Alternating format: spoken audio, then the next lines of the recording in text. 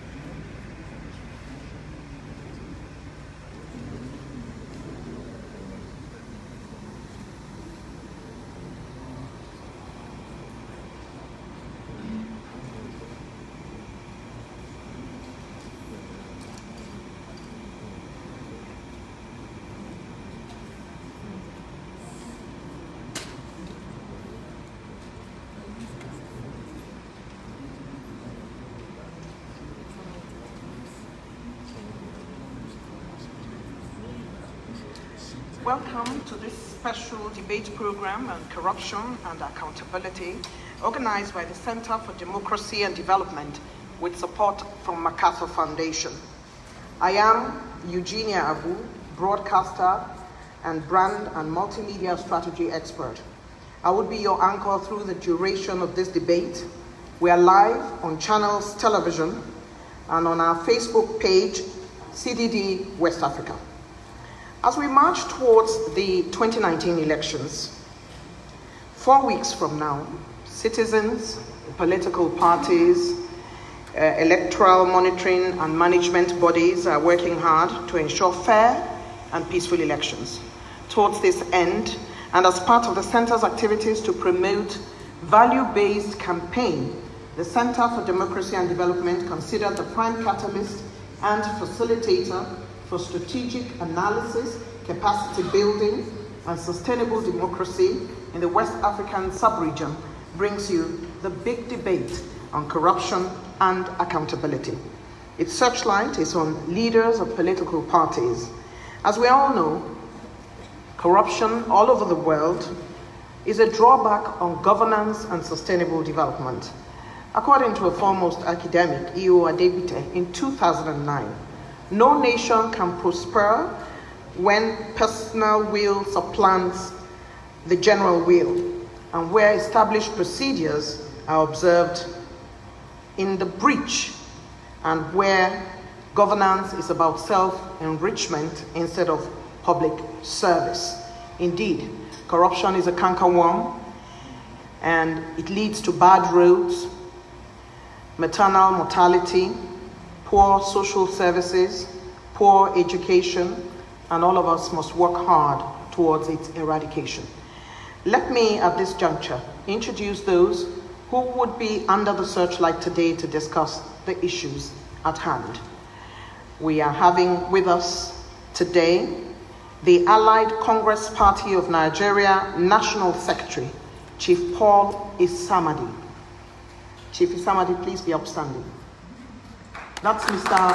Isamadi. I'd like to warn and please let you know that you cannot cheer, you cannot clap, you cannot jeer.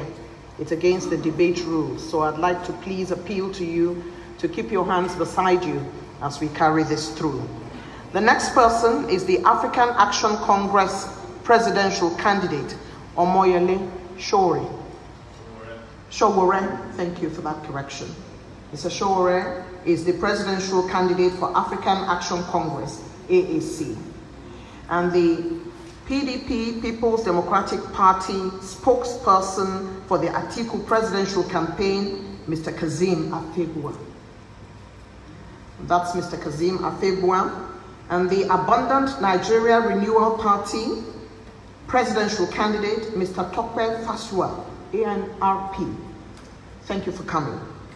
And the Young Progressive Party National Publicity Secretary, YPP, Comrade Olawale Martins. These are the political leaders we have, and we will continue to update you if there are any further confirmations. We would now, at this point, go to a short documentary produced by the Center for Democracy and Development to set the tone for the discussion. This documentary is titled, Anything for the Boys. Let's take a listen.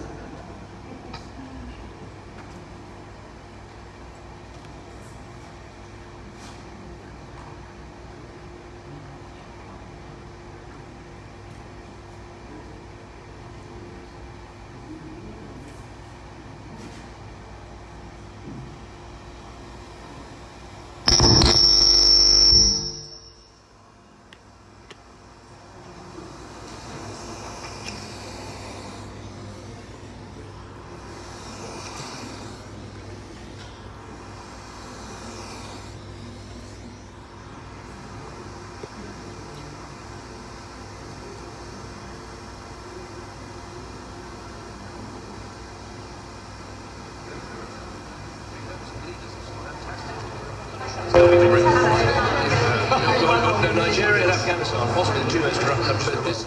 I think he's being honest about it. He's talking about what he knows. Corruption simply means injustice.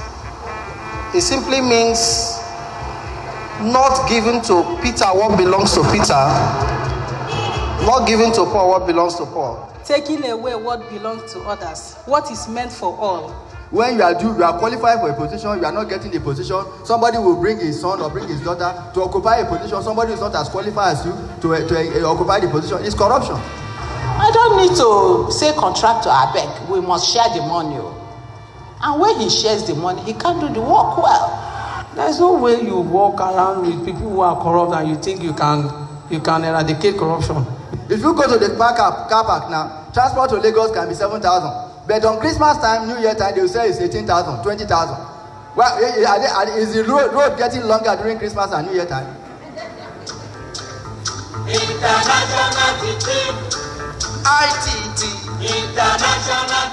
Anything for the boys? It's a common question in Nigeria, and it is an important question. But we'll get to this later. Corruption in Nigeria began long before its independence from the British in 1960. From as early as 1947, colonial commissions of inquiry were held to investigate cases of corruption. In 1956, the Foster Sutton Tribunal investigated the Premier of the Eastern Region, Nnamdi Azikiwe, for his personal ties in the affairs of the African Continental Bank. The tribunal felt that Azikiwe did not sever his connections to the bank when he became a minister, as was required by law, and continued to use his influence to further the interests of ACB. Corruption is part of Nigeria's history, is part of us. The only thing that is there for us to do is to work towards reducing corruption. Corruption being a plague in Nigeria, I would agree, because it's become a very blatant thing, a thing in your face, in your everyday life, in public institutions, in private sector institutions, and generally even in the way citizenry lives our lives. We've become used to it. It's become institutionalized in Nigeria. Corruption is so rooted in this country. During the years following independence, various military rulers came into power with different promises and motives to root out corruption in the country. But corruption grew. The regime of General Ibrahim Babangida is often attributed to the massive growth of corruption in the country. The return of monies and assets from the Abacha years is still being recovered 2 decades on. Since Nigeria's return to democracy in 1999, corruption continued to be at the forefront of national policy. President Obasanjo's rule from 1999 to 2007 saw corruption showcased on an international level with various multinational bribery scandals. It also saw his failed attempt to alter the constitution to secure a 3rd term in office. President Jonathan's administration from 2010 to 2015 saw an even higher saturation of scandals, both on the international and domestic level, particularly in the oil and gas and banking sectors. The current administration under President Muhammadu Buhari is still dealing with the effects of corruption under Jonathan, as well as its own emerging scandals. What is the cost of that corruption in procurement processes, which means wastage of public resources, loss of revenue, loss of income, bad roads, bad health services, medical tourism, you could name a lot. When you have systemic failure, there is nothing you should expect rather than corruption. Today, we have individuals that are more powerful than government institutions. No. It's appalling. According to the UNODC, the country has lost $400 billion to corruption since 1960. In the power sector, it is estimated that between 1999 and 2017, 11 trillion naira has been lost to corruption. That is $64.7 billion in the current exchange rate. Corruption can be seen in the Nigerian judiciary and its inability to successfully prosecute a governor who was convicted by a United Kingdom Crown Court for embezzlement and theft. This same man was alleged to have bribed an EFCC boss with $15 million cash. He gave me cash, $15 million in bags, 2 heavy big bags, and I use it as evidence against him. He received a hero's welcome after serving half of a 13-year jail term in the United Kingdom. Grand-scale corruption that has lasted decades can be seen in the Halliburton case, one that involved high-level officials from the United States and Nigeria. Corruption can also be seen in the education sector, where a snake allegedly swallowed 36 million naira in the care of an exams administrator. Yes, a snake. Beyond the statistics, the cost of corruption to the country is also intangible. It reduces the capacity of government to provide and protect its citizens. It tarnishes the image of the country to the world. It weakens the Human Development Index of the country.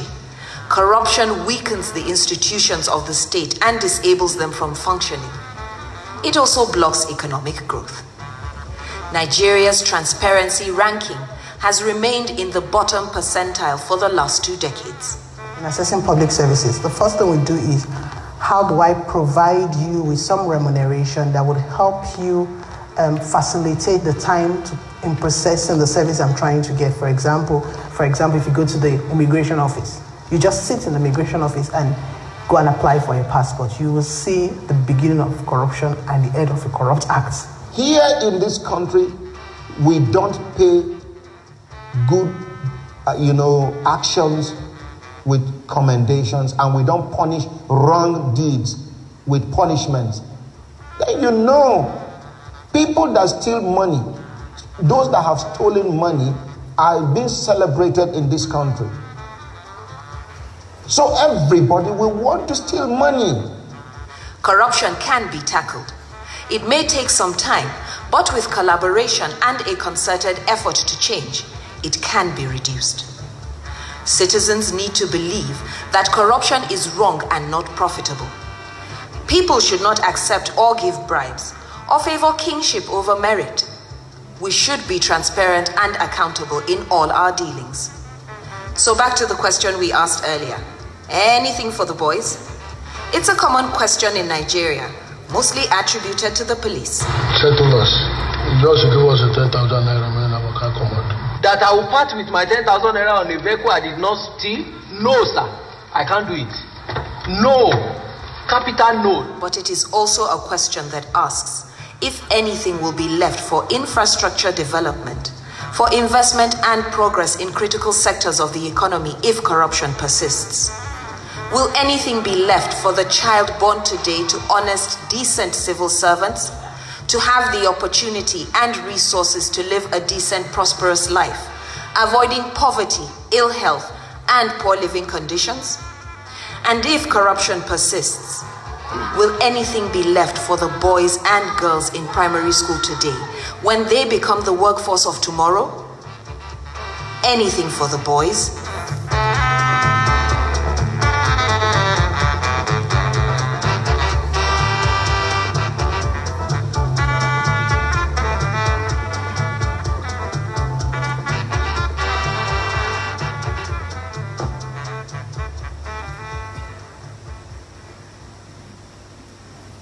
Anything for the boys. At the end of this short documentary, it is clear that there is a major corruption challenge that the political parties need to be talking about towards this 2019 election. They need to be telling us how they intend to address it. As I call up our discussants to the podium, let me again remind you of the ground rules for the audience. Please put your phones off or on silent. No clapping, no cheering, no jeering. Having said that, it's time now for me to invite the political parties, representatives and leaders here present today. And I'd like to start with the Allied Congress Party of Nigeria, ACPN National Secretary, Chief Paul Isamadi. Please take your position at the podium.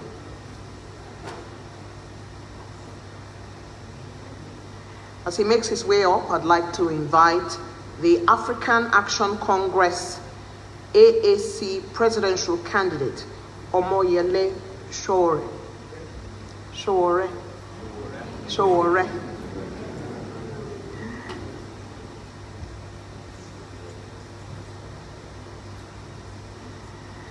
Let me now invite the People's Democratic Party spokesperson for the Atiku presidential campaign, Mr. Kazim Afebua. As he makes his way, let me invite Abundant Nigerian Renewal Party, ANRP presidential candidate, Tope Paswa.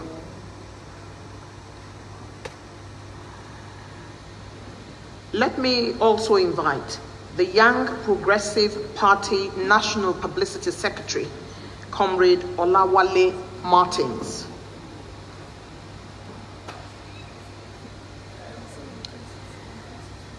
The representative of the All Progressives Congress is unable to join us, although they were invited. Thank you, gentlemen, for joining us. This is the big debate organized by the Center for Democracy and Development with support from the MacArthur Foundation, reaching you live on Channels Television from Abuja, the nation's capital. Here are speakers' rules. No abusive language is permitted. No sweeping, unverifiable allegations. Each speaker has 3 minutes for each of the issues and questions raised. They will address those issues as presented to them. We have a timekeeper in the house, Mr. Peter Omale Jr., and he's sitting across from the podium. Mr. Omale Jr. will be ringing his bell for the first time when you have 30 seconds left. And when it goes off a second time, your time is up. Please help us to have a good outing by staying with the rules. I'd like to start with the ACPN National Secretary, Chief Paul Isamadi. Let us ask all of the parties to respond to this question, but we will start with Chief Paul Isamadi. How does your party assess the impact of corruption on Nigeria's national development? And despite our constitution and our laws, which make corruption a criminal act, accountability mechanisms do not work well in Nigeria. What is your take on this? Yeah. Good morning, ladies and gentlemen. Thank you for the question. My party, Allied Congress Party of Nigeria, we intend to fight corruption by strengthening all the institutions that are supposed to be fighting corruption. Corruption is an endemic problem to Nigeria. The cause of all the problem you see, be it Boko Haram, be it anything, lack of infrastructure, is all based on corruption. So my party, if elected into office, has a lot of plans on how to eradicate these things, not to pay lip service, because we have seen in this country that it's been lip service. I will fight corruption, I will fight corruption. Some even tell you that there is no corruption. So our party will fight corruption from its roots. We will not make mistakes. We will punish corrupt people adequately, and we will celebrate people who are found not to be corrupt. Nigeria does not reward excellence. We will reward excellence and encourage people to stay away from corruption. Presently, as we have in the past and presently, we encourage corruption by the policies of government, by their deeds. We have enabling laws to fight corruption in this country.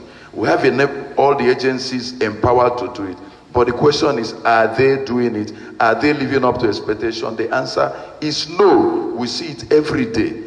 If you go to any, if I want me to go on and on, if you go to immigration office like your program just showed now, you cannot get your passport without spending extra money. And we see these things and people say, we are fighting corruption. How are you fighting corruption when these things are done openly? You could travel on the road, you see it openly, see it manifest. So what we are saying is that our party believes that government is not fighting corruption. And if we are voted into power, we will fight corruption and people will see it. It does not take a century to eradicate corruption in a country like Nigeria. Thank you very much. Presidential candidate for the African Action Congress. Thank you for your questions, and I want to say good morning to everyone here. I have been able to work and in a capacity in which I've fought corruption as an individual almost in the last 12 years. And I can tell you that the reason why corruption is endemic, especially politically, is because of the way our political parties are formed. It's because of the way they are funded. It's because of the way they recruit their candidates and the way they get into office. Interestingly, the only party that did not come to this debate today is supposed to be campaigning, is supposed to be the party that fights corruption. But they are not here because they want to perpetrate the biggest corruption of this era in the next few weeks. That is vote buying, which is a political corruption that is going to destroy our democracy. I'm talking about the All Progressives Congress, APC. And I hope they are watching us today. I hope they are watching here in Abuja. That would have expected either their party leader or their presidential candidate to come and explain to us how he is going to fight corruption when his party at this time is partnered with some of the most corrupt persons in Nigeria who are being celebrated in their party. But let's talk about our own party and what we intend to do. The problem with fighting corruption in Nigeria is that we do not have anything preventive, mostly, to ensure that corrupt people don't lay hands on our resources. And most times, we go after them after they have already taken whatever is available for everybody to themselves. So there's no prevention. And the second level where we try at all is that of enforcement. And enforcement has become a theatrical process in Nigeria. It has to be celebrated, it has to be dramatized, and at the end of the day, the people who are really corrupt never get caught. Even when they are caught, it depends on which side of the aisle they belong. So the third level of our own intervention is, of course, consequences. The problem with Nigeria and fighting corruption is that we do not deliver consequences on corrupt people. It is the reason why some of them have the temerity at this time to be running for office in our country. The guys to my right, the PDP people, and of course the guys who did not come here today. So we will deal with corruption very, very severely, and the people who will bear the brunt of it are already looking at me and they know what we'll do to them. Let me remind you that sweeping allegations are not permissible. I'll advise that you stay with what your party is going to be doing, and name calling will, because once you start name calling, everybody else is free to be able to do name calling. So let us be guided, please. I'd like to appeal that we are guided. Moderator, I think our party is saying that they will deal with corrupt people. Corrupt people have address. Your 30 seconds is up. Mr. Timekeeper, does he still have time? When we come back to you, you may have your time. All right. Mr. February, People's Democratic Party spokesperson, Atiku presidential campaign. What is your take on why corruption is not going anywhere and our accountability mechanisms do not seem to be working well, and how your party assesses the impact of corruption on national development? Thank you for the opportunity of this debate, and thank you for also applying some caution on the part of the AAC, because if we want to go into name calling, we might not get to the nitty-gritty of why we are here. Because the last time I understand, Sowore emerged, formed a party, emerged the presidential candidate without due process. But that is just aside. And so for me, please, let's not chair. Let's stay with the issues. Yeah, stay with the issue. It is going to be a collective responsibility of Nigerians. We will not subscribe to the idea of seeing government as one industry fighting corruption for the people. There has to be a deliberate, conscious effort to conscientize and mobilize Nigerians to own their country.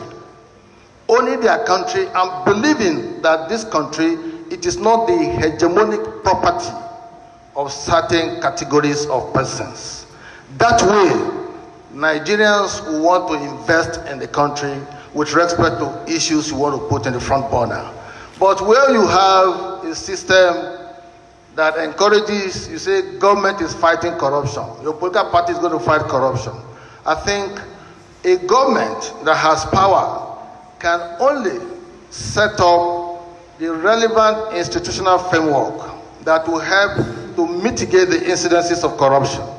And doing so, the government must insulate itself away from it, ensuring that there's some level of independence, non-partisanship of the agencies that are set up by law to fight corruption. Where you have a chairman of an EFCC, for example, wearing the lapel pin of the president, then he has already taken a position. That alone sends the wrong signal, and that's why the perception of him becomes subjective. So for moving forward, we are going to strengthen the institutions, ensure that they enjoy transparent level of independence, non-partisanship, and also use technology that will create an infrastructure or software that can make government business to run end-to-end to promote accountability, transparency, and probity in governance. Thank you.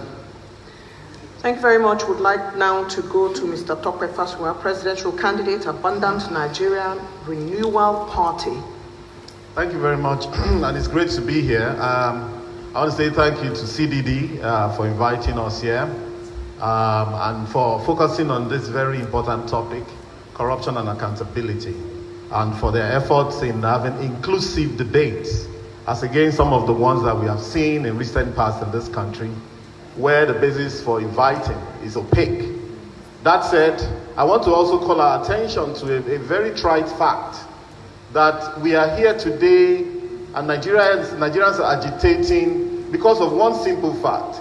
For the past 20 years, 2019 makes it 20 years, in our new experiment with democracy, that we have been oppressed, traumatized, and dehumanized by a certain set of people. And those set of people are in these two parties that we're talking about. And that is the fact that Nigeria has now emerged, according to Oxfam, as the most unequal country on earth in terms of inequality. And according to the World Bank and UN and all that, we're also the country with the highest number of poor people, the highest number of out-of-school children, the highest number of maternal mortality and child mortality. And I think this is very, very important, else we'll be trivializing while we're here. And so it is actually quite disgusting that we'll find a scenario where the most important party in this regard will choose to ignore this very important, perhaps the most important debate that we could have in this country. That said, I represent the party called ANRP, and as you can see, our logo is a computer, meaning that we are the technology party. We're the party for the youth, for the young at heart, for the students in this country. Of course, if anything was going to solve corruption in this country, technology is going to be very, very central. Like we say, technology doesn't lie. Mathematics doesn't lie. It's when human beings interfere that they begin to do all sorts of things. Corruption, as defined, is just basically taking undue advantage, all right, for your personal benefit, or for the benefit of your tribe, your religion, your clan, your girlfriend, all sorts of things. That's what corruption is. And so it's not only monetary. There are different levels of corruption. There's the one we see on the streets. There's also the ones we see in offices, bureaucratic corruption. And then there's what they call grand corruption. Grand corruption, like we saw in the documentary that I just showed, and bought in 170 million. Nigeria happens to be a country that you will begin to believe that this country was created to be looted. And it is totally unconscionable. $480 billion have been stolen from this country as of 2017, according to a report by Chatham House. You know, so basically, and what this does is a scenario where basically we can't even do the basic things for ourselves. Our children are becoming emaciated, undernourished, and what have you. Our schools have collapsed. So we're going to be looking at technology. We're going to be looking at dealing with the problem of inequality. We're going to be looking at the provision of public goods like schools, like education. We kill the public sector for public schools in this country. All of those things have to come back so that our people begin to be rehumanized and also begin to feel like proper human beings. Thank you very much. Thank you. The National Publicity Secretary, Young Progressive Party. Yes. Thank you very much for this singular opportunity to represent the Young Progressive Party on this all-inclusive debate. Let me start by just saying I will not really join issues with what the previous parties have done. Rather, I will be here to state what our party will do. But I will not, be able to situate things without, explaining how we got to where we are. Now, corruption is anti-development. And in essence, what I'm trying to say is this: it shares an inverse relationship with development. Now, the higher the corruption, the lower the rate of what? Development. The only difference between developed and underdeveloped countries like ours is the fact that this is the rate of development. The rate of corruption being minimal and what? Development getting higher. So that said, are we saying there is no corruption in these other countries? The answer is no. There is absolute corruption. But the difference is this, that the rate, the degree of corruption is low. So what are we going to do differently?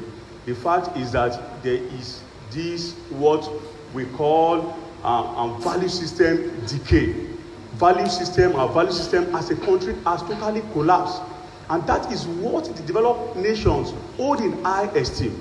Have you ever wondered that gone are the days where we begin to say good name is better than money? It's no longer there with this generation.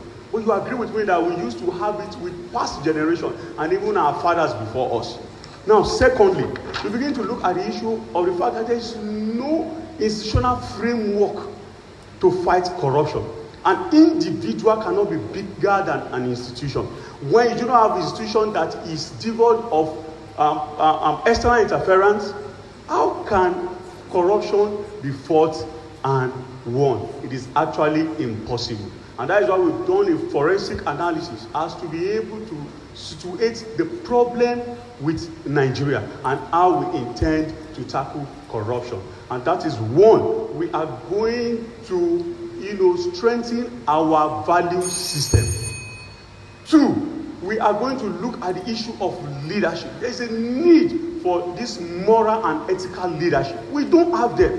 What we have today is we see people who just thrive on the altar of nepotism. We don't have leaders who have this conscience to deliver the goods for this country.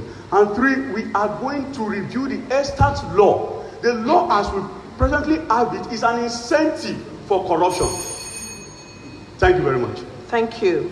I'd like again to remind you that the Center for Democracy and Development set up this debate in order for the citizenry to be able to be part of issue-based campaigns. And so I'm going to give another opportunity to you all, and I'm going to start with you, the Young Progressive Party, to talk about the strategies which you have. And of course, this question applies to all the political parties here present today. What is your party's strategy for combating corruption? The time frame for a successful implementation to wipe out corruption, and how feasible is this? Yes, thank you very much. We intend to apply a systematic approach. Our approach is going to be the one that is centered around the use of ICT to tackle the problem of corruption. We are going to reduce this interaction between individuals. And that is one of the greatest reasons for corruption. Now, when you look at official corruption and you begin to analyze it critically, two problems that have been identified is the issue of budget padding and the issue of contract inflation. After an analysis, we discovered that over 90% of the current corruption problem we are having is as a result of these two sources that we've identified. And how do we intend to tackle this? We will use what is called external forensic auditing. We are going to subject every budget every year to external forensic auditing.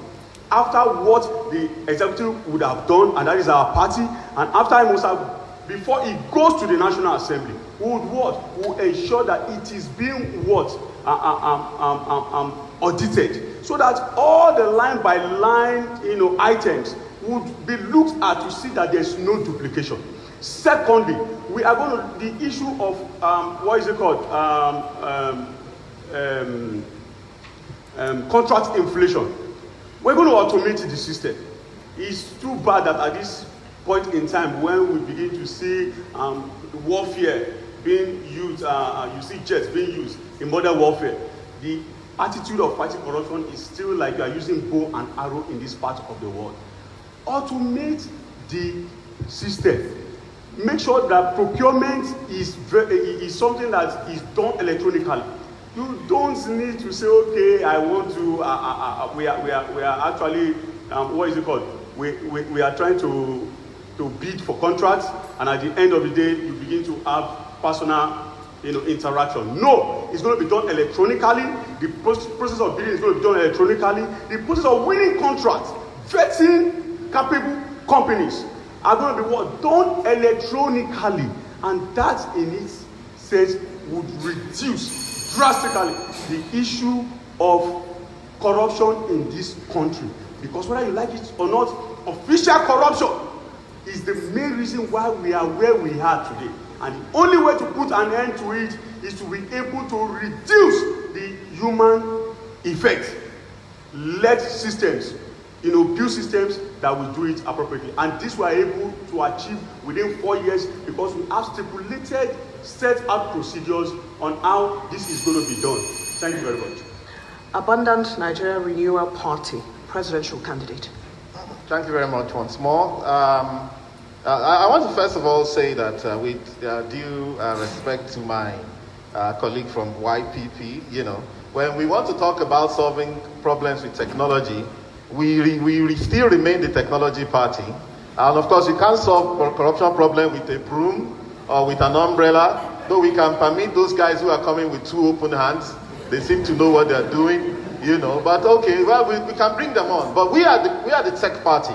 And you can see from the little marginal progress that have been made recently in terms of BVN, in terms of TSA, which is actually not the product of this government, but has been something they've been working on in this country for too long. As a matter of fact, the tragedy of things like JIFMIS, TSA, BVN was that it took too long. Sometimes they were cooking this thing for 15 years, and it could have been done better. But we can also see a scenario where just about a week or so ago, it was announced by the DG budget, Mr. Akabweze, that some MDAs are sitting on 2.8 trillion naira of Nigeria's money.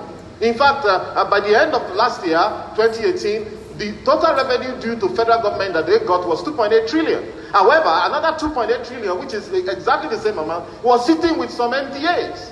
Now, the point is this, again, if human beings don't get involved and try to cock up technology always delivers. All right, so the whole idea is to be able to get the money away from the hands of these people who are so hungry. And I must quickly say that what we call corruption in this country, a lot of it is addiction, truly.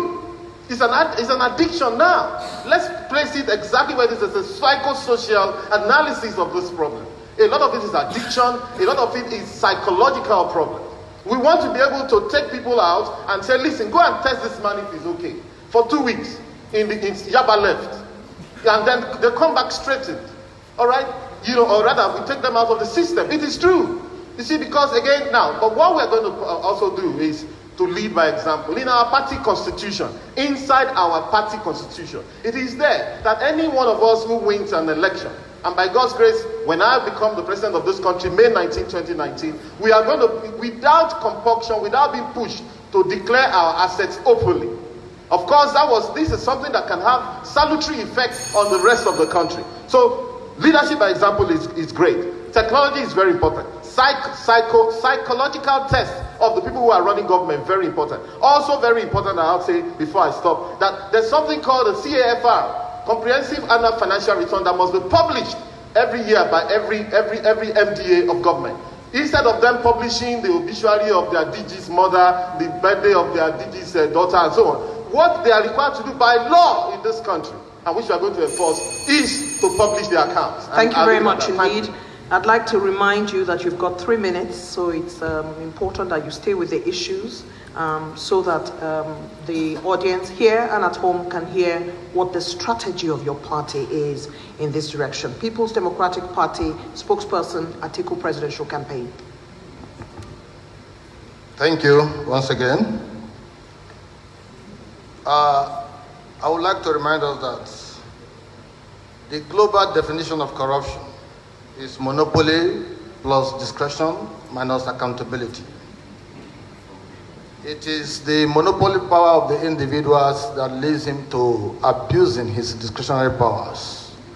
So what we'll do as a government will be first to ensure that we deny the institutions and agencies fighting corruption, we deny them of that monopoly power. Rather than have a chairman taken from the Nigerian police as EFCC chairman or ICPC, you have a board made up of distinguished Nigerians who have proven track record of integrity and accountability. Because the history that we have, the perception of the Nigerian police, is not one where you can find angels, quote and unquote. Of course, we do realize that Nigeria is a country of sins without sinners. You see, every time they say this one is corrupt, this one is corrupt. Look at the individuals who are making those commentaries. They too are enmeshed in endemic corruption. So as a government, once you are able to deal with the issue of monopoly of powers, which leads to abuse of your discretionary powers and taking away accountability, you will now have to ensure that there are special courts created, established to try corruption cases. And those special courts will be given the unfettered independence to be able to take action and conclusively deal with incidences of prosecution and abjudication of corruption cases. That way, rather than spend 12 years pursuing one individual from 2005 before you get a conviction in 2019, there will be a time frame upon which those individuals who have been so identified or alleged to be corrupt will be prosecuted and judgment followed through. We will also promote the culture of encouraging whistleblowers and protecting witnesses. That is why I said earlier on that there's a need for citizen ownership of government, and there's a need for us to own our country. Because if the people derive the power to interrogate public officers, to ask questions and raise doubts and concerns, then chances are that the whistleblowers will be having better protection under our government to deliver the right information to government for prosecution. Thank you very much indeed. I'd like now to quickly go to the African Action Congress to address the strategy his party has for eradicating corruption, the timelines, and how feasible this is. Thank you. Let me quickly just respond to my friend about the transparency of our party's election. It was beamed live to everyone, and we didn't pay anybody $5,000 to vote for our presidential candidate. We didn't take the BDCs from everywhere to Port Harcourt. Having said that, it is very, very important that in dealing with corruption in Nigeria, we start, as my friend said, using technology to aid prevention. But the problem with our friend is that he didn't even know which technology is out there to use for it. They have a computer that probably don't have software in NRP. So there's what they call blockchain technology these days. There is encryption that you can use to transmit, because our biggest problem, honestly, with corruption in Nigeria is the opaque nature of how we do our transactions in the public sphere. and the lack of transparency in the way we conduct our businesses. The moment you remove that, all the thieves will be hung out dry. Because before they get anything done, we have seen it, we have tracked it, and we ensure that we nip them on the board. And this will apply to every sector of our institutional public life. You know, so if we are doing contracting, it must be transparent to all. There's no reason why an average Nigerian cannot tell how much we are making in the so-called TSA. How much is there on the daily? We're entitled to it. How much are we spending? How's money moving? The second thing that we need to do is to ensure that a lot of our assets that belong to individuals or the country is also publicly available. The land registry of Abuja, you cannot find it because the whole of Abuja is owned by a few people. That should be online. The asset declaration forms of our public officers should be something you can download without having to go through it. We don't have to having to go through, you know, the eye of the needle. But most importantly, let's also talk about enforcement. We have enforcement agencies for, you know, that are fighting corruption in this country. They don't have to be police. They don't have to. We can train people who can enforce our anti-corruption laws. How do we do it? Even sometimes, ladies and gentlemen, when money is moving around, there's paperwork and there's also paper trail. We have an NFIU. They know when thieves are stealing money. But if you don't put the right people there, you are wasting your time because they will never whistleblow on these guys who are stealing money. But the last thing I will say is consequences. I and our party will remove everybody who has a national award who was shown in this movie by CDD today. We will remove all their national awards, take it back from them. All the GCFRs, the GCONs, and thank all you very the much. Your time is up. Corruption. It's time so that they will know, young people will know that it's not good. Your to time be is up, sir. Allied like Congress Party of Nigeria, National Secretary. Thank you. Thank you. Our party will fight corruption, like I said, from its roots. You don't just, if somebody is sick of malaria, you administer a paracetamol, Panadol, it only brings down the headache and the malaria continues. So we, as a party, if elected, will fight corruption from its roots. Let me give us a little analysis of, so that we can understand why this corruption is ravaging everywhere. If I sit down and see my colleague engage in corrupt practices and is thriving, and I am not, it makes me think, even as holy as I may be, it makes me to think, probably this can be the only way. Our party will fight corruption right from even inside the churches. Because, to tell you the truth, make no mistakes, the churches have encouraged corruption in this country. Let me explain that. In those good old days, I'm an old man now, when we were young, we saw people in churches. If you commit a crime against society, the church will rebuke you and you can't come into this, communicate you. Today, you commit any crime, the churches celebrate you. They encourage corruption, whether you like it or not. That is, we are going to fight corruption down to its roots. The traditional institutions, they give awards just like a government of the day. They give you GS, whatever, GSM, whatever, they give you GSM or whatever. They give this to people who are corrupt, who have looted our treasury. And our people will look at it, oh, so probably this is the only way. Let us also look for a way to loot so that we can get these awards and honors and these traditional titles.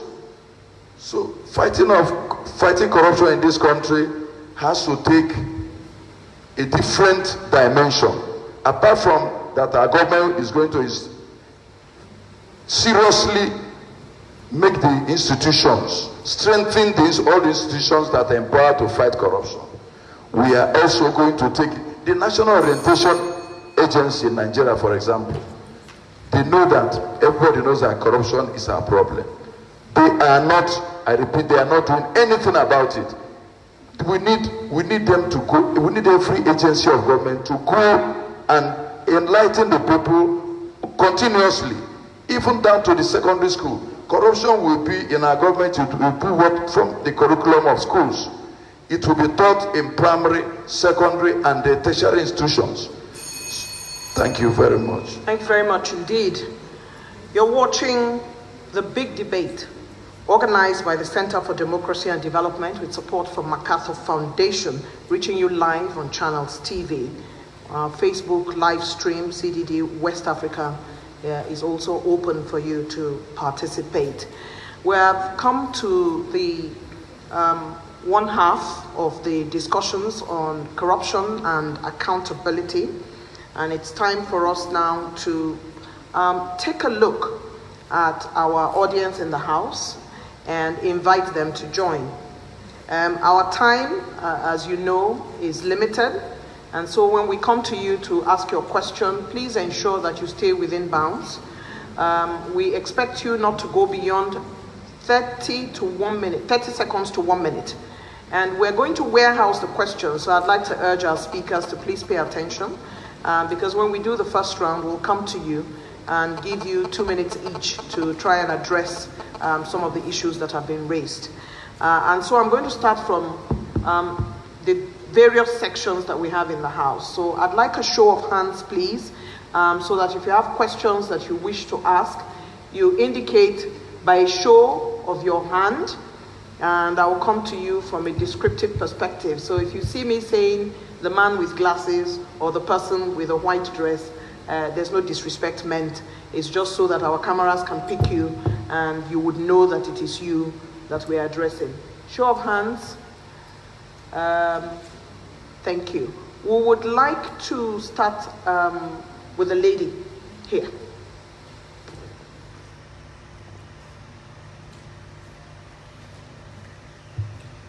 Good morning, all. I'd like to ask a question in line with the background given to us.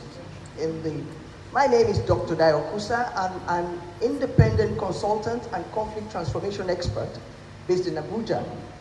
I want to ask the question, anything for the children, because the beginning of life is vital. 2.5 million children die annually from extreme malnutrition. That means before the age of 5. And it has a lot to do with corruption in the health sector. Also in the lack of salaries for their parents and so forth. The beginning of life is important to me as a mother, as a citizen of this country. What would your party do to ensure that new lives go beyond 5 years, become what they need to be in this country? Some of them could even become presidents. But when they are cut off before the age of 5, nothing happens. I thank you. Thank you very much indeed. I'm going to the second row in the house. That is the midsection out here. And let's see if we can ask a member of the young community to address us. The gentleman in the third row in a white, yes. Okay, thank you very much. My name is Neil Bongusen. I represent Policy Alerts. Yeah, I would like to focus on administrative corruption, which is carried out by low and medium bureaucrats. Now, we know that for reforms to be carried out to eradicate administrative corruption, there has to be like a carrot and stick approach, whereby you improve the basic living conditions of bureaucrats while also instituting mechanisms to monitor performance. So I'd like to ask, what's your ideal minimum living wage, and what's your clear-cut, actionable plan to ensure that the average Nigerian earns a dignified minimum living wage? Thank you. Thank you. We're going to the third row, and I'll take somebody from the back. The gentleman with a biro in his hand. I can see you from here. Yes, there you are. Good morning, all. My name is Mohammed Ibrahim, my father. And I would just want to ask one question to all the representatives of the parties. We all know what's the problem, but I don't think you have given us a convincing strategy on how to tackle corruption and accountability as Eugenia raised with time frames. One thing I think we keep forgetting is what is the role of the civil servants in terms of tackling corruption. You may have all your policy frameworks, you may have all your technologies, but you need people who will carry out these policy frameworks. We know what the welfare packages of our civil servants are. Without a comprehensive, motivating civil servants, you may not be able to do whatever you say you want to do. But I hear nothing from none of you said anything about the strategy, how to improve our civil service, to make them very optimum, to make them know what our responsibilities are with their own technology. Thank you very much. Thank you. We're going to the last row now, and let's see if we can balance this by gender. Is there any lady on that side? That lady, the lady at the end of that row. Yes, you. Yes. Good morning, everyone. My name is Lois Ubede. I report for Premium Times. I want to know, you have all mentioned strengthening the institutions, fighting corruption, and tackling it from the grassroots. But you've not mentioned what are the specific things you are doing to strengthen it. Your points are just vague. Strengthening it how, where, with what? You are not being specific, so we don't know what you're going to do about it. Thank you. All right, I think at this time, in order for them to stay within the grasp of the questions that have been raised, we're going to return to our political leaders and ask them to respond to some of the questions. I'd like to guide this. Anything for the children. And what is your ideal minimum wage? This is because we're going to return to strengthening institutions where you'll have an opportunity to speak. So we will not take that now. So they would have the opportunity because I will also ask that question. So let's rest that for now. But I'd like you to respond to anything for the children. What do you have for the children of Nigeria? And what is your ideal minimum wage? And each speaker has 2 minutes to address these issues. And I'd like to start with the ACPN. Yeah, thank you once more. On the issue of minimum wage, definitely, even if you are, whoever you are, if you are paid what cannot take you home, definitely you will be pushed to looking elsewhere. The government of ACPN already has a plan that, apart from increasing minimum wage, the other issue, the major things are, one, to provide free medical care to civil servants, to Nigerians, to provide affordable transportation system, and to provide free education. I said it loud and clear. Nigeria can afford free education if we curb the excesses of very few people at the top. If we curb the excesses, we can provide these services to our people. And this will also discourage corruption. A civil servant who has worked for 30 years, if he or she finds himself or herself looking forward to retirement, and when he checks his pocket or her pocket, he finds that after retirement, he cannot even have a roof over his head. The tendency is for the person to be involved in corruption because he has to hasten up. But in the past, we had governments in this country that made it possible that after working, as you are working, there's a contributory pension you pay. And at the end of the day, you owner-occupier, you get a house. And when you know that at the end of your job, you have a roof over your head, the tendency to be corrupt is highly reduced. Like with the person that asked questions spoke, the lady, corruption, if you don't tackle it in the civil service, no government can succeed. Thank you very much. Thank you. African Action Congress presidential candidate. Thank you. I will address quickly the issue of minimum wage. We are proposing to pay 100,000 naira average to a Nigerian worker. There's no reason why a Nigerian worker would have to work for 38 years before they can earn the monthly salary of a senator in Nigeria, which is 14 million naira. It's unconscionable. So you must get your due so that you don't start thinking about stealing from the day you are hired. But that we are paying a minimum wage of 100,000 don't mean that people won't steal.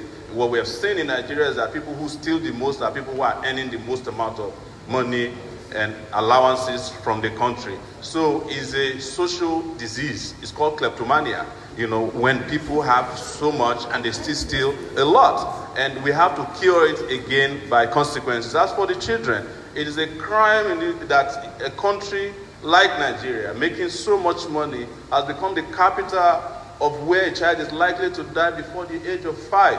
It is not only bad, but our leaders who are supervising the death of these 5-year-olds ought to be tried for a crime against humanity.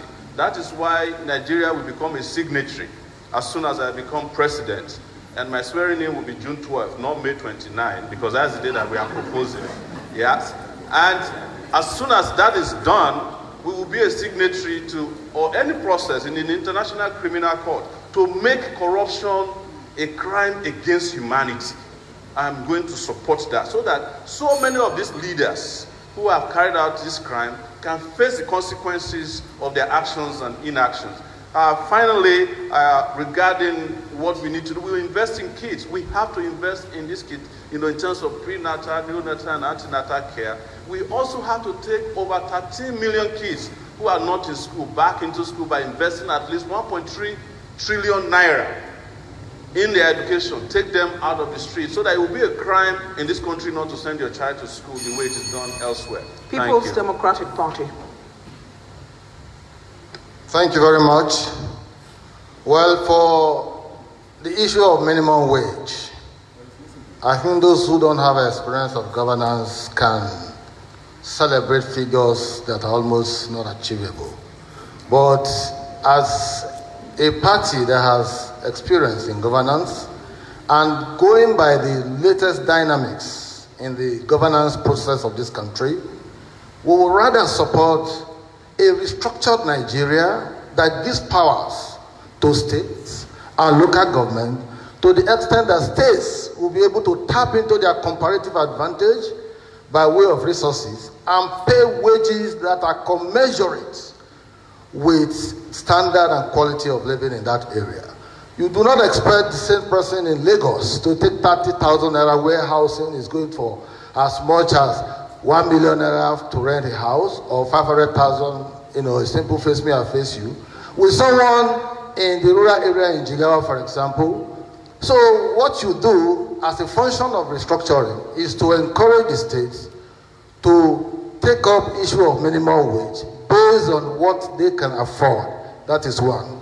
Secondly, on the issue of healthcare for children, what is there for the children, this issue of restructuring will also empower the local governments with some level of power and authority to be able to promote basic health care for the people.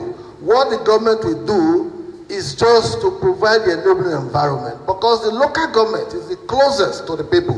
The statistics presented by Dr. Kusa are quite alarming.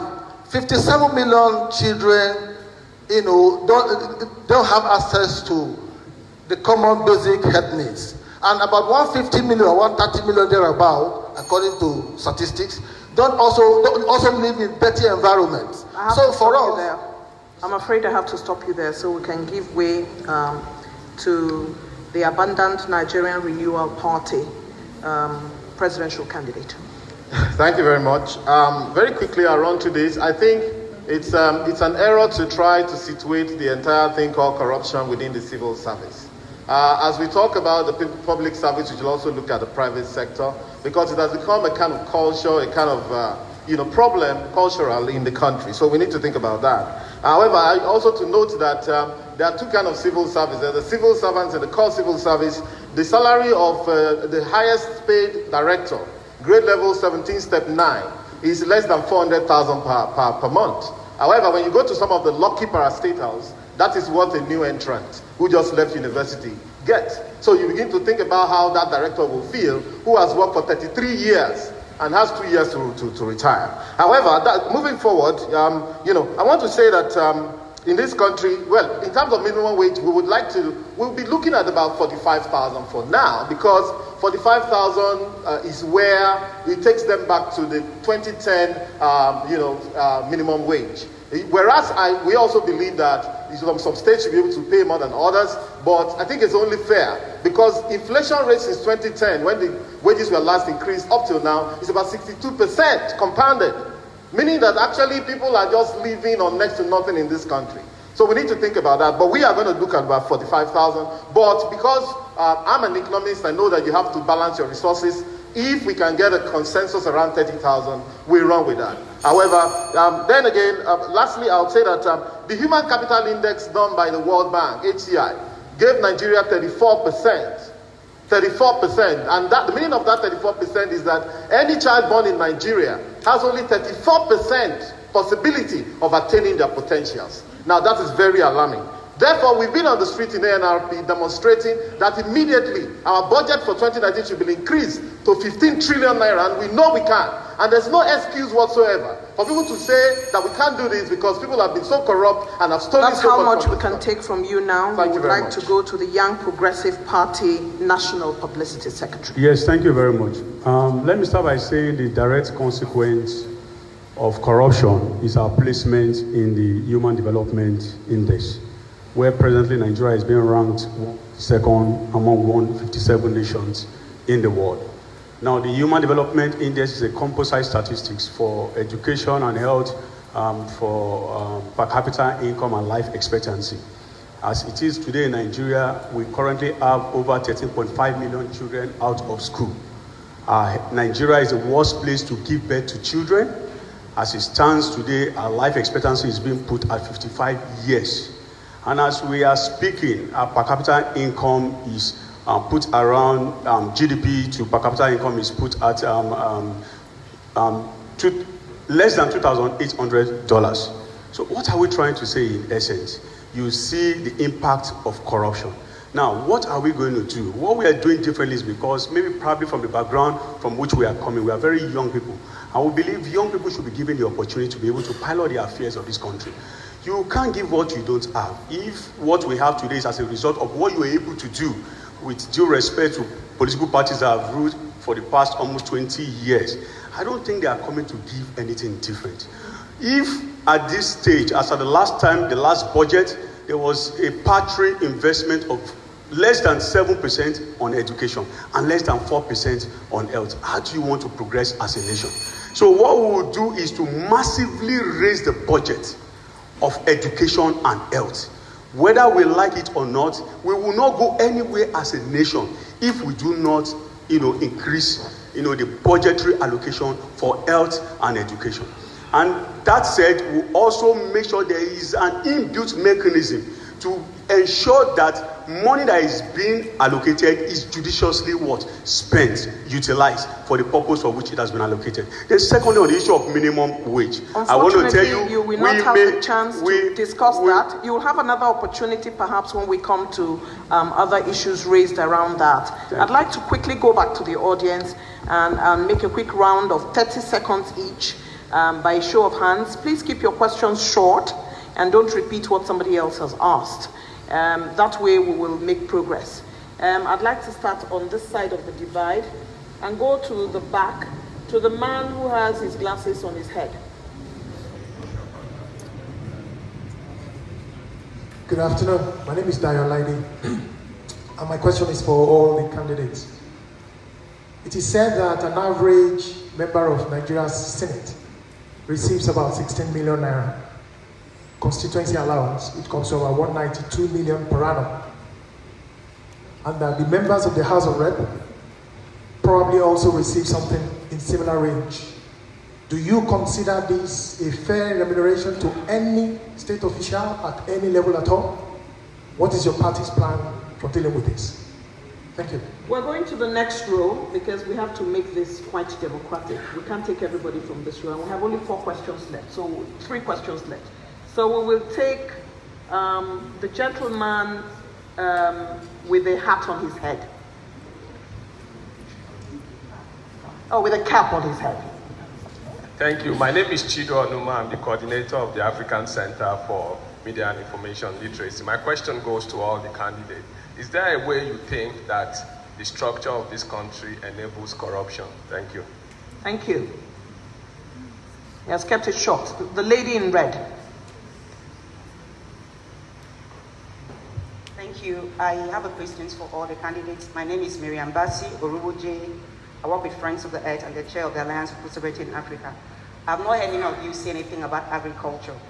Recently, we've heard of the influx of genetically modified foods in Nigeria. And the same thing has caused, we've heard that Monsanto, the company who is responsible for getting patents for most of this food, has caused cancer. And somebody actually got a judgment of more than close to millions of naira. We have these products in Nigeria now. And we have this company also giving permits to bring in this. What will happen to our food system? I'm really interested in what is on my plate.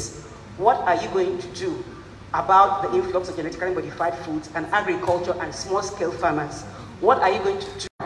And finally, we're going to that last row, and the very last person on that row, this time with a cap on his head. Good morning, everybody. My name is Olumide Samson.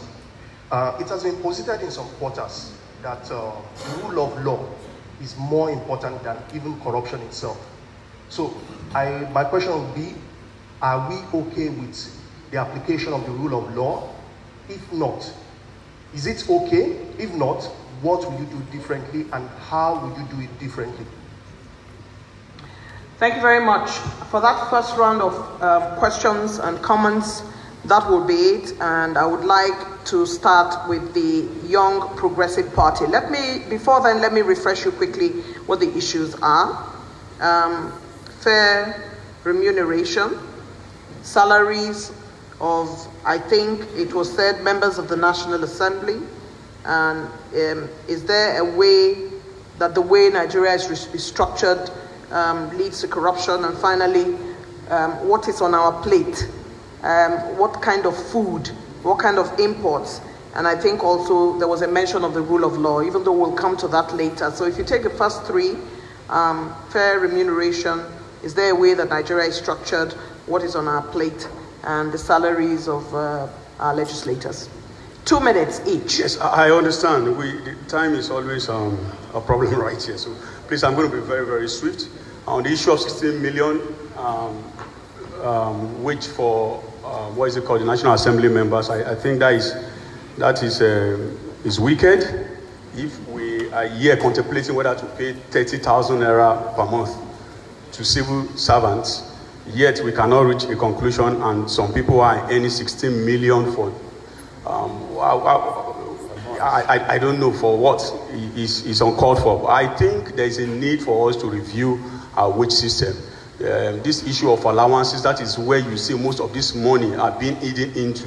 If you ask them the actual way, they might tell you that they are not earning up to 1 million naira. So there's a need for a real audit. And I still want to advocate, and that's what my party stands for, that national lawmaking should be part-time. It should be on a part-time basis.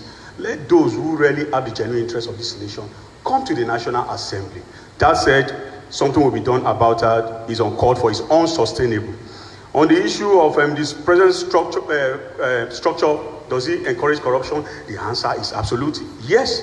Right from the time that the military took over, they've centralized, the system, and that has made corruption to fester up to what we have right now.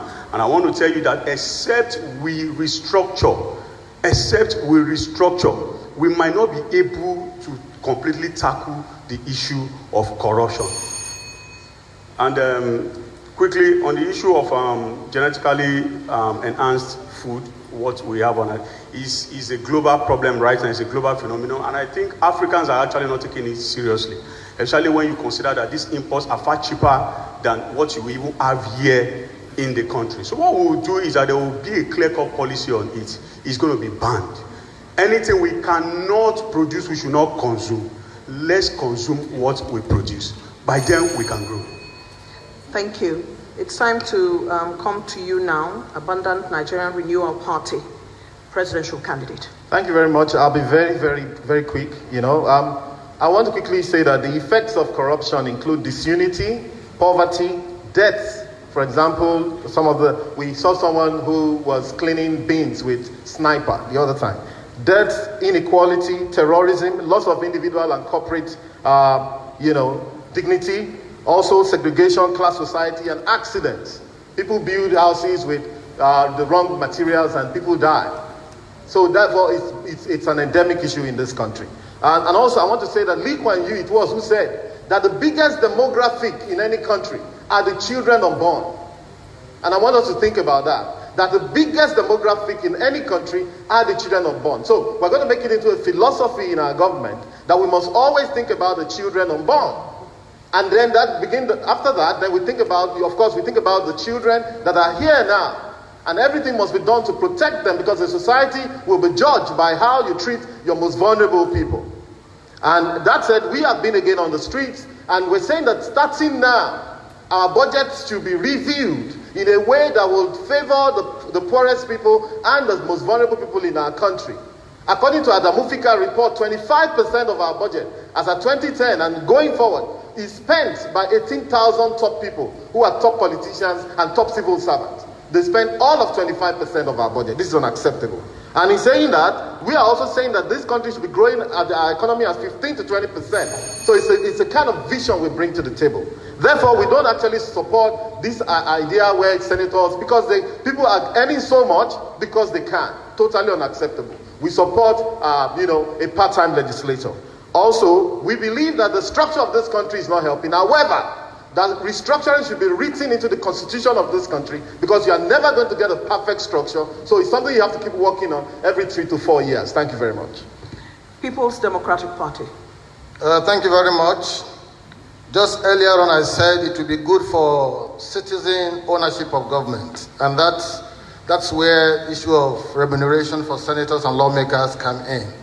It is very easy for you to say 16 million for senator is unacceptable, it's all of this, it's all of that. But in practice, have we considered that our politics is so monetized to the point that it takes two to tango, both the electorate and those who are seeking public office? When they come with you with money, you collect money, you are indirectly telling them that they can do anything they like with the budget and the finances and resources of the country. So what we should do on our own side as followers is for us to continue to insist that we demonetize the electoral process and the politics process that threw up such a lawmaker and a senator who will go there to reap your destiny and reap that of your children's destiny in the name of making laws for the good governance of the country. So that is where issue of restructuring also come in place. If you have restructuring, you will not have one almighty Abuja, they call it federal might, that beats down on the throat of all the states. What you will have is a federal government that would lay emphasis on economy, defense, and rule of law, then allow the states to take charge of their resources, and they pay remuneration of royalty or fines to the federal center. And that takes me to the issue of agriculture. What we will do as a government is to reform the land use system. At present, the idea of thinking that federal government owns what is in my little village of Okwela is out of the way. If you want to prospect anything or mining or what have you, by the time you see the laws, one man is sitting down here as a permanent secretary, dishing out orders of what happens in the resources that happen in my own building. That's about all we can take on that issue at this moment. And I would quickly like us to go to the African Action Congress. Thank you. I will address directly the issue of genetically modified food first and foremost. I'm totally opposed to genetically modified food. And I will be sending a message to people who tie that to aid, that if you have to give us money so that we can kill ourselves, you may as well just shove your aid.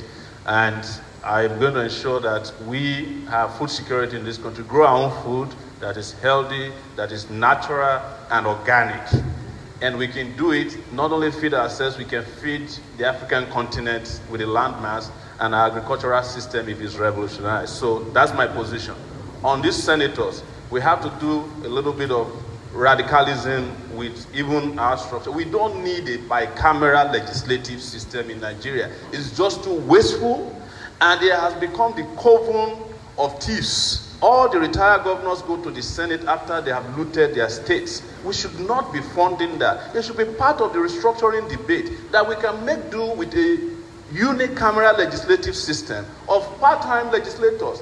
They don't have bicameral legislative system in Senegal. They've completed the second airport. They don't have it in South Korea. What are we doing with it here? That is why they have so much money.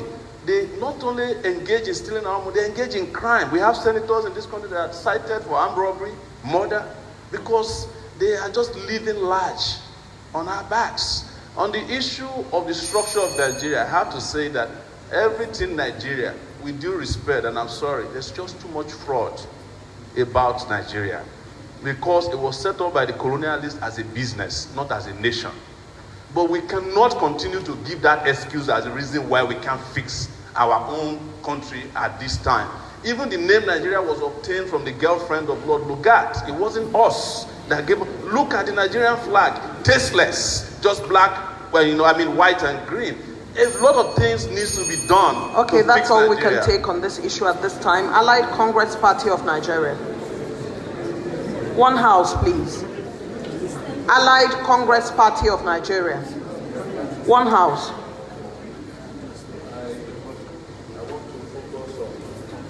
I want to focus on the issue of restructuring.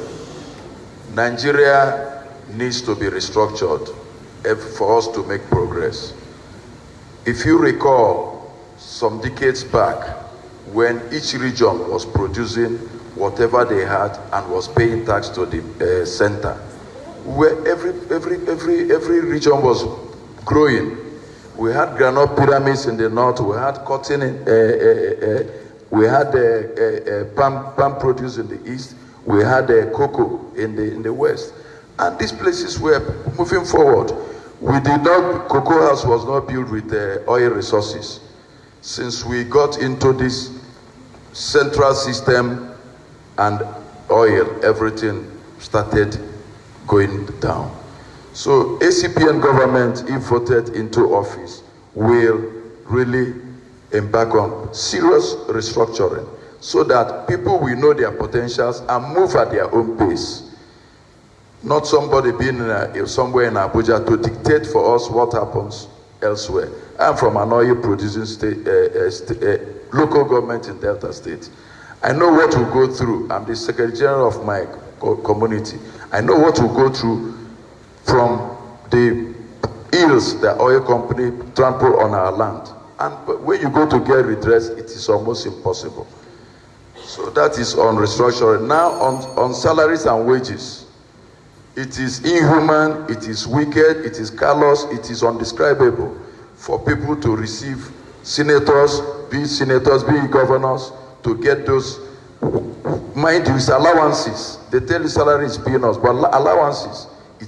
If a governor travels to his village on a weekend, he gets allowance for going to his village. All these things will not be part of our government. And they are part of the things that has kept Nigeria where we are. Thank you. Thank you very much indeed. You're watching the big debate organized by the Center for Democracy and Development, supported by the MacArthur Foundation, live on Channels TV. And also you can go to our Facebook page, CDD West Africa. We've begun to receive comments and questions from our social media pages, and I'd like you to take note of them, and I'll read some of those questions and comments to you. What is your party's position on the current system of manual assets declaration, which is not publicly accessible? What is your party's position on the current system of manual assets declaration that is not publicly accessible? Do you have any plan for reforming the current assets declaration regime? How do you intend to institutionalize transparency in asset declaration? Basically, the same question on different sides of the coin. And there is an emerging strong call for international court against corruption to hold leaders that escape local laws to account using international instruments. Any plan to support this, and what is your take on this? So these are the two questions that I'm going to pause and have you address very quickly, as we're running against time. So I'll ask you to look at the various sides of the conversation and pick one side, and then try to address them in 1 minute before we return to the issues we want to pursue further. 1 minute to every candidate on this. And I would like to start very quickly with Allied Congress Party of Nigeria. Yes. On the issue of a manual assets declaration, our government will practice, you come to the public and declare your assets. It's not a question of you write to any, but you declare to the Nigerian public, not to any institution. You declare your assets publicly to Nigerian people. And as you declared, Nigerian people are the people to scrutinize whatever you have put in to them. That is one. Then, on the issue of transparency, you all know that our presidential candidate is Dr. Obi Ezekwesili. She is the co-founder of Transparency International. And we have seen it work since her emergence in our party. Everything we have done has been transparently done. So if she's voted into power with the support of our party, Nigerians know it is guaranteed. Because today we have the best presidential candidate for 2019. African Action Congress. Thank you very much. I will be completely opposed to the use of manual declaration of assets should be digitized.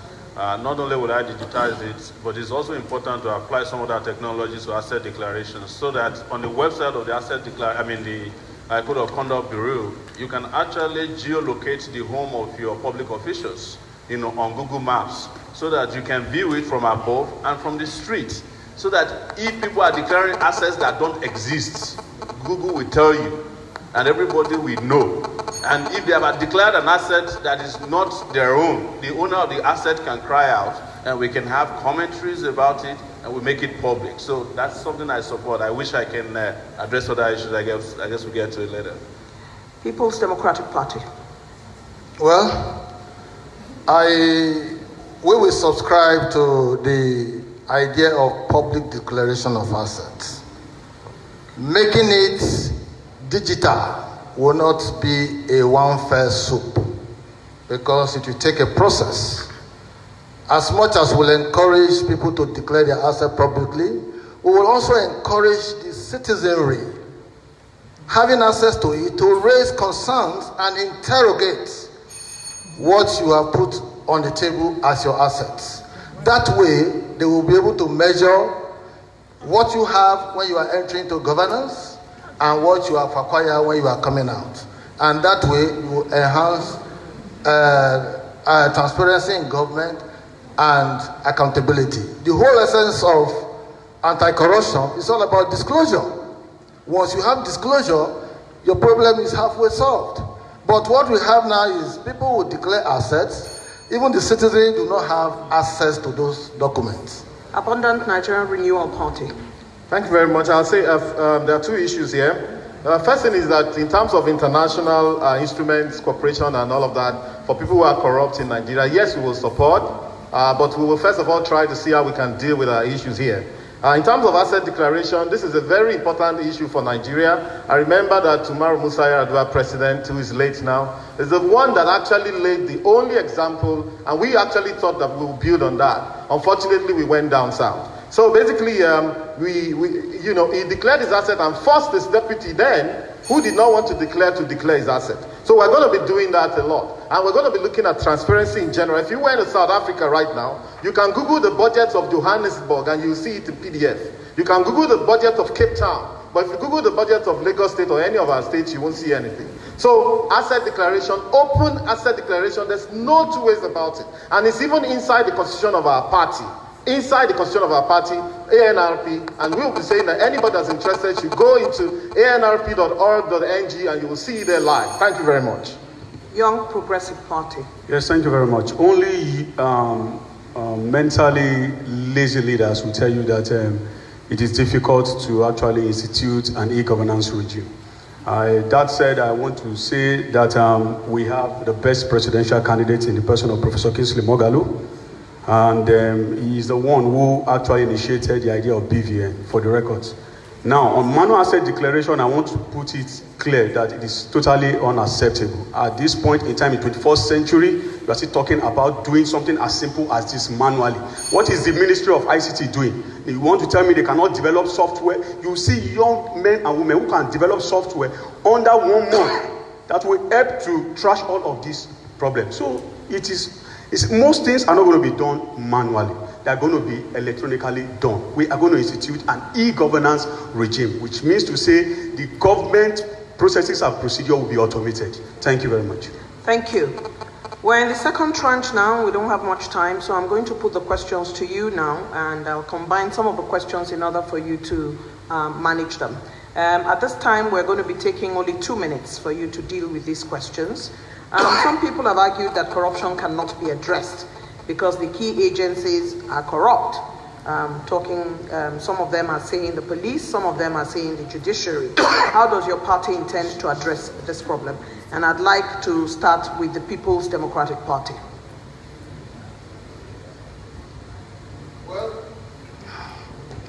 Well, when I said earlier on that there will be institutional reforms, I also went further to say that what we have in place, the EFCC, ICPC, Code of Conduct Bureau and all of that, will enjoy independence, will enjoy non-partisan approach to the extent that government will take itself away from it and see it as independent as it could be.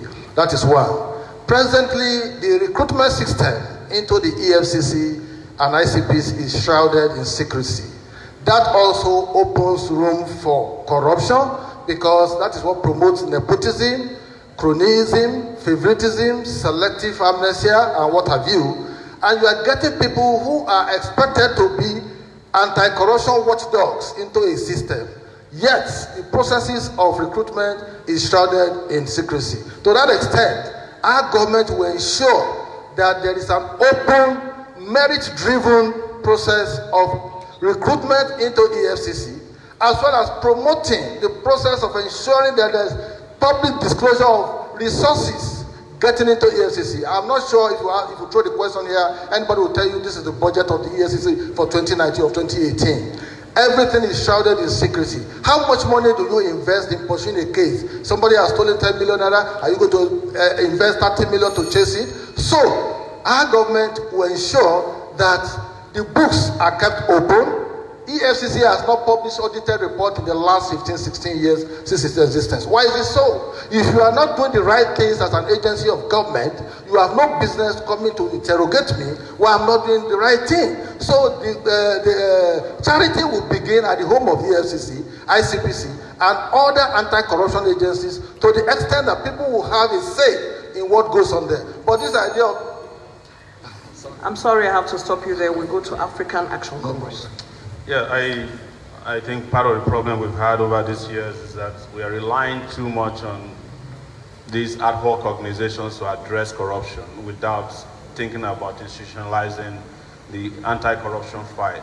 Apart from the established organizations, I also think that we should strengthen the police. It's actually the job of the police to catch corrupt people. That is why whenever you set up the organization, you go back to the police to look for people to carry out enforcement. So why don't we strengthen our police, train them properly? You know, look, we might keep saying that the police is the most corrupt, but it's the same police that produce Nuhu Ribadu. In fact, every time we are looking for the most non-corrupt human being to fight corruption, we go to the Nigerian police. So we have to focus on our police in addition to the existing organization, but I also have to support, and I'm sorry to agree with him on that one, that I support the independence of the EFCC. Right now, for you to get prosecution of anyone in Nigeria, the EFCC must first carry your file to the villa. And if the villa say don't touch the person will not be prosecuted. If they say touch the person, it doesn't matter how clean the person is, EFCC will find something against you. You know, when you are talking about, you say, don't mention names of people. Look, one of the things we have to seriously be talking about, we have to be mobilizing shame against people who are stealing and destroying the country. Because they have a home address, they have a surname, they have a first name. It's the reason why I was so appalled not to see APC people here today, because we have mentioned the likes of Akpabio and Ojius Okalu, who are undergoing investigation and corruption, who are members of the party. The same way we can talk about Saraki and the rest of them, who are the major operators of the PDP.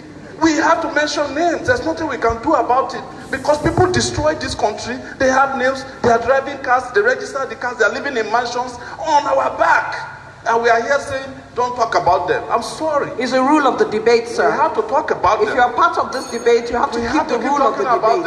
I'm afraid. You have to keep the rule of the debate. That's the rules of the debate. The rules cannot preclude us talking about things that are the rules as it is made in broadcasting is expected that you do not do that when you're on the podium. This is a platform you have been given. I would expect you to respect the rules. We don't have to fight. No, I'm doing my job, sir. I'm doing my job. I'd like to go now to Mr. Tope Fasua, Abundant Nigerian Renewal Party.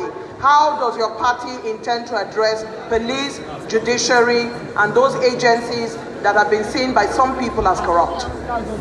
Thank you very much. I believe that, again, I'll repeat that we should begin to have a very holistic view of corruption in Nigeria. When we say judiciary, I mean, we even have a problem with the courts. Unfortunately, there's a certain case going on now, which is sub judice. We won't speak about that. But on both sides, we can see that there are faults on both sides. And some time back also, some judges were raided. I felt so bad about it. But later on, I started hearing a lot of stories about that. So that's not good enough. So we can't situate it only in the judiciary. Of course, we talked about the legislation. What about the executive? When you hear budget padding, the reason why the guys in the legislation, why they pad the budget is because they know that every item on the budget is owned by somebody in this country, even in the executive, which is not good enough. So again, the police is unfortunately the one we bash the most. Again, as my friend Sowore said, it is true that when you set up EFCC or ICPC, you have to go to the police to look for those who are going to do that. However, there are 400,000 people in the Nigerian police. 200,000 of them are carrying bags for people.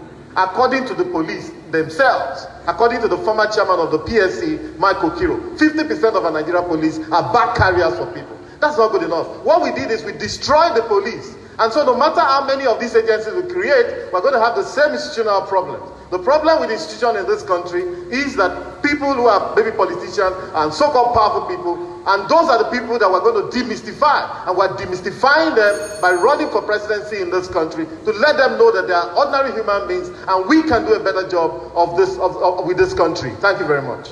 Thank you very much indeed. We're going to YPP. Yes, thank you very much. The success of institutions will only be complementary to whatever role the leaders are willing to play. And that is why we are not taking the issue of leadership for granted. Because those who will run institutions, however, how strong an institution is only can be traced to the kind of leaders you have. Now, what are we trying to say in essence? We are trying to say that it is possible to fight corruption. It is not impossible. The only problem is this, that we have refused to fight corruption beyond the issue of just paying lip service to fighting corruption. We need leaders with political will to dispassionately look at the nation as, the overall, most important institution beyond, component institutions. Now, on the issue of institutions being that they are laden with corrupt people, I said the same police we castigate every now and then are the same police that go and perform creatively well in international service. What is the difference? Why do they perform there and they refuse to perform here? The answer is simple. The fact is that when you are within a system that works, you adjust. If you are in Rome, you behave like the Romans. But ironically, what they have here is an Egypt. And you see our police behave like Egyptians. So I want to say in essence that leadership is core, is key, is very, very germane. that we begin to look at the kind of leaders we put at the end of affairs. We need leaders with proven integrity. We need leaders who have capacity to be able to deliver and look beyond the issue of what we have right now and see Nigeria as the overall most important institution. Thank you very much. Thank you very much indeed. And now the Allied Congress Party of Nigeria. Yeah, on police, we witnessed in this country some decades ago, I always say it, where when we never had EFCC, we never had ICPC. But the Nigeria police, their CID section was very effective and efficient. Better than the DSS or TTC we have today. You see those days, policemen under the CID section will go and wine and dine with criminals and plan operation with armed robbers, because armed robbery was the in thing then. And on the day of the robbery, they will get them arrested. That is how the police worked when we had a fairly independent police force. But today, we have agencies here and there, yet we are not getting results. So we should ask ourselves the question, where did we go wrong? Another good example is Federal Ministry of Works. They created FEMA, they created this, and yet they award contracts to their cronies, to different companies. In our ACPN government, we will mobilize and strengthen Ministry of Works. Provide them, we have qualified engineers, they provide them with the equipment, they will do our roads. We don't need FEMA, we don't need all these other agencies. That's on that part. Then on the police has to be strengthened. And we forget about all these agencies here and there. If you effectively make police to be independent, which is part of what we are going to do, the appointment of IG or Commissioner of Police will have nothing to do with our government. It will be an institution on its own. It will be allowed to thrive. And you get the best of police. Like my colleague said, when our Nigeria police go elsewhere to do peacekeeping, they excel because they are provided with enabling good environment, which we don't provide here. Thank you. Thank you very much indeed. You're watching the big debate organized by the Center for Democracy and Development with support from the MacArthur Foundation, live on Channels Television. We're going to take the last question. And this last question applies to the political parties. And I'd like to give it only 1 minute, 30 seconds. Our time is fast spent. So Mr. Timekeeper, please take note of 1 minute, 30 seconds. It's an important question, so I'd like you to please focus. Party primaries threw up a lot of corruption issues with allegations of vote buying and bribery of party officials. If the political class is implicated, why should Nigerians believe parties when they talk about combating corruption? And I would like to start with the African Action Congress. Well, we're a new party, and we've only been 4 months. We started as a movement before then that had been around for 9 months. And within 4 months, we have shown character, we've shown competence, we've shown transparency. Our party, as I'm standing in front of you, has 3,999,000 naira in its account. It's not been touched. No party, especially the established ones, can tell you how much they have, because they have too much money. And we have been able to set up all over the country. We have traveled to 33 states with less than 100 million naira. What we want to do is also ensure that we sanitize the political system in such a way that people no longer believe in money. We demystify money. People will tell you that if you don't have money, you can't contest for the presidency. Is a lie.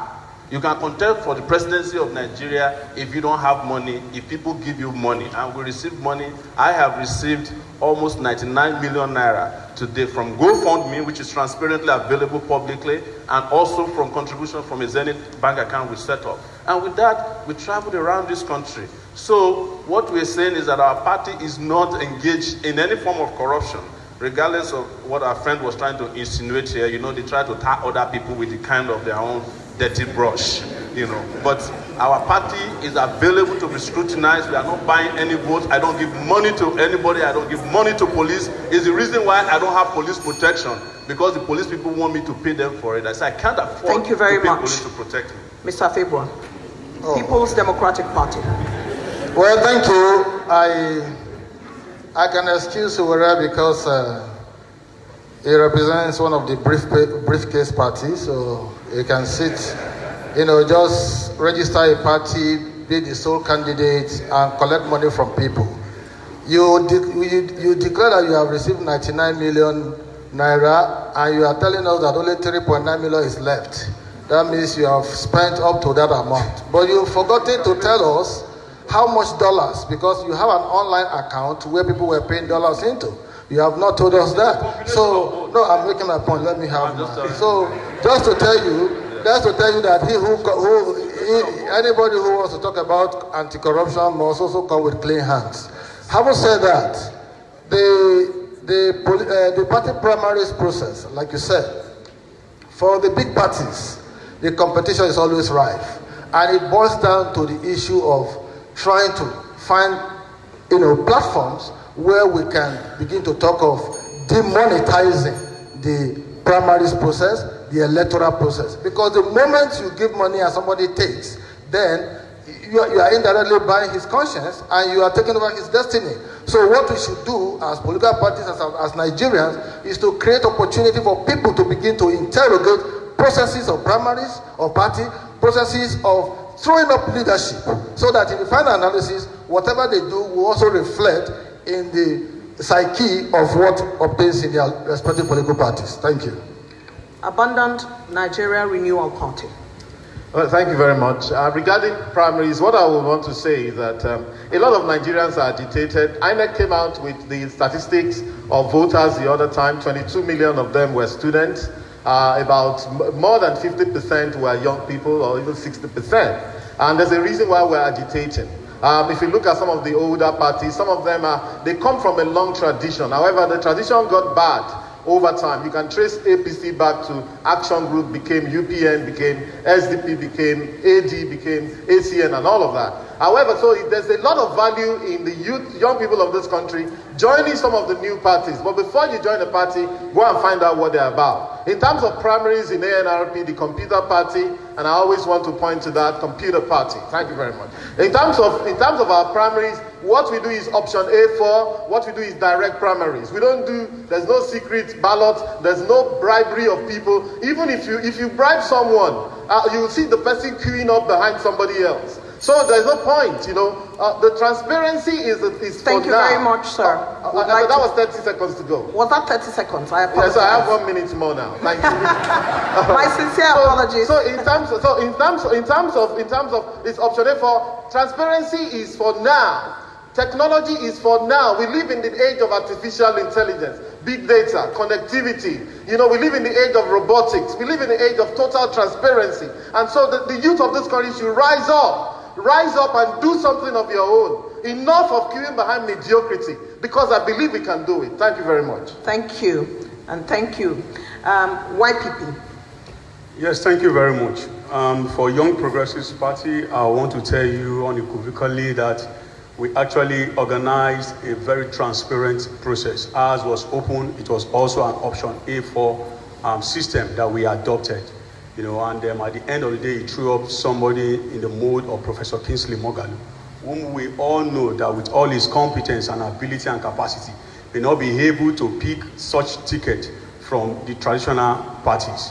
However, that said, I want to tell you that we uphold the sanctity of transparency and accountability in high regard. If you go through our motto, unity, service, and accountability, accountability is one of our core values. We hold it in high esteem. And that is why somebody of Professor Kingsley Moghalu, and I say again, we've proven integrity. 17 years in United Nations, 5 years in Central Bank of Nigeria, you know what he's got to offer. Now, is it possible? Yes, I want to tell you emphatically that it is possible. The choice is entirely ours. Do you want to commit your future to those who have brought you to where you are today? Or you feel there's a need for a paradigm shift, a solid movement that will see us throw out these recycled politicians? I want to appeal to everyone at this point in time listening to us that it is time to support a generational shift. Let's start the real change, right now in Nigeria. It's a movement. We are calling on everyone to please support this movement. Thank you very much. Thank you. And finally, Allied Congress Party of Nigeria. We in the Allied Congress Party of Nigeria believe in tackling every problem from the roots. On the issue of party primaries and party processes, it is important that we should practice what other democracies do. There has to be, the political parties are like institutions, and they have to be provided for by the government. Party funding is very, very important in Nigeria, and it is not happening here. The last time we made a presentation to Jega, he said until it is legislated, he will not do it. Then the two big parties then, PDP and APC, they have all the senators. They don't care, they know how they get their funding. They didn't bother about it. So if we are talking about transparency and all that in party processes, party funding must take place. Government must fund political parties so that no one big man will come and own political party. We have gone in ICP and we have gone through sacrifices. We rejected people who came with their millions to pick our ticket. And we looked at credible candidates. We picked Dr. Obieze-Kwesili. She did not pay millions of naira to the party to get that ticket. And we made sure she was the sole candidate in our primaries. So what I'm saying is that on that, our party has done very well. And what we're also saying is that party funding is important to enable the process, enable responsible people come to take political office. Thank you very much. Thank you. And on that note, we've come to the end of the debate on corruption and accountability organized by the Center for Democracy and Development. We want to thank the African Action Congress, ACPN, PDP, ANRP, and YPP for taking time to join us and our lovely audience for participating. I'd like at this point to bring this to a close and to thank you all for participating both at home and here. My name is Eugenia Abu. It has been a pleasure to serve.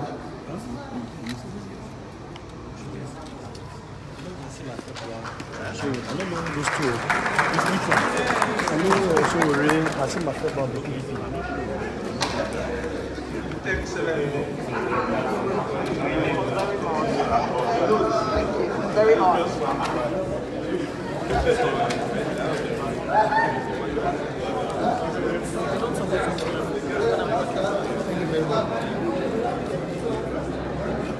Well done, sir.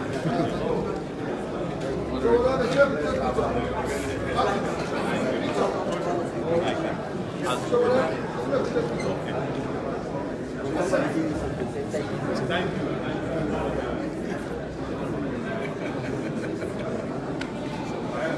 Let me pull up that. Let me pull up. Let me pull up.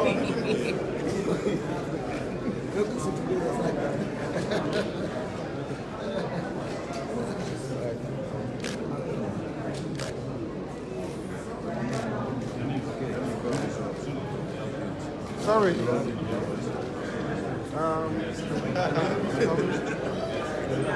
Director.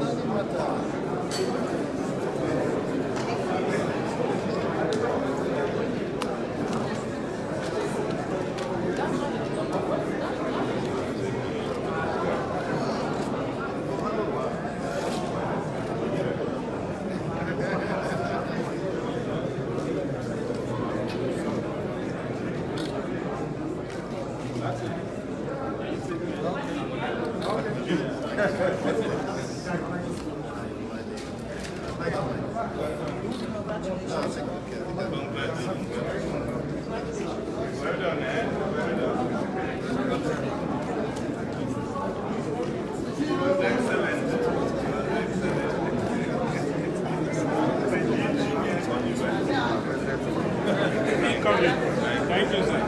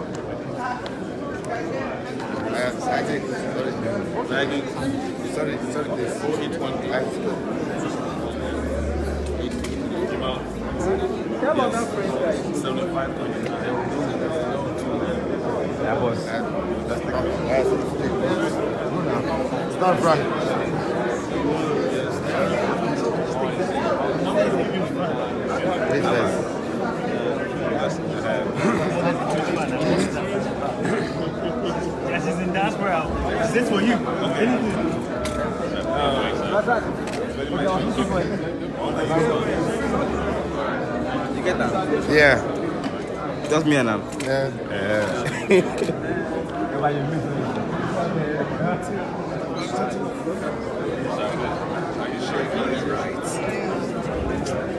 I do myself. I don't trust your hands. Don't trust your hands. I said it. You didn't get to Mr. Dan. No worries. What the thing? Thank you, so like all right.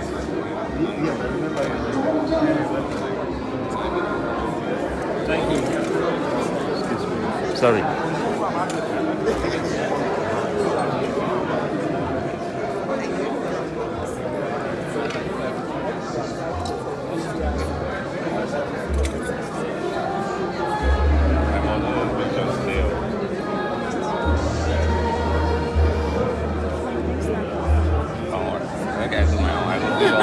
Let me stop you there. All right, thank you. Nice, Aaron.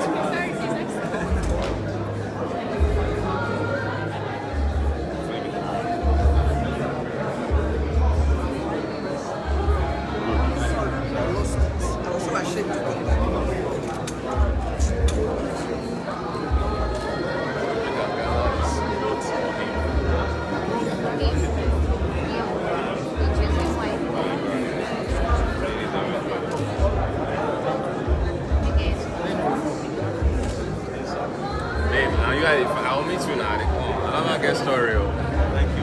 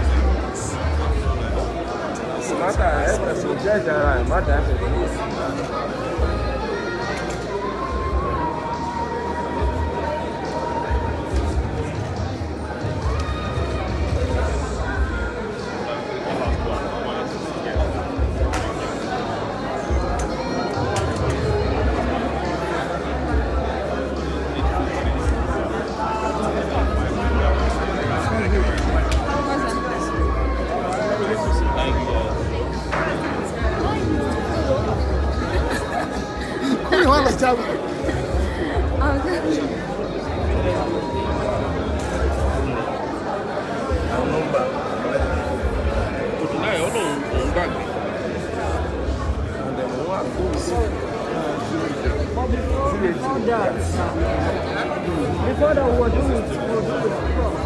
Okay.